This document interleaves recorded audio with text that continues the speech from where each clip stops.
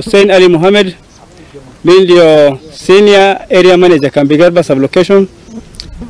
Kenye metuleta hapa siku ya leo na siku nyingi ambazo zimepita ni kuhusu dam site ya isiolo ambaye inaathiri watu ambao wanakaa hapa karibu. Juzi baada ya mvua kubwa, at least mvua imetulia, lakini flash floods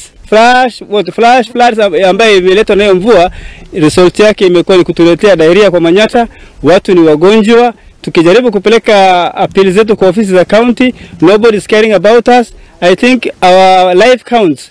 Ningependa hii habari ambayo inatoa hapa, ningependa iende straight kwa governor mwenyewe wa Isiolo County, ya kwamba sio eti uchafu unaletwa kwetu na bado atuletea ujinga ya shida na ugonjwa, na tukienda kwa ofisi zake hakuna mtu ambaye anatusikiza kwa sauti. Kaira Abdi Farah, hii chafu ametuumisha.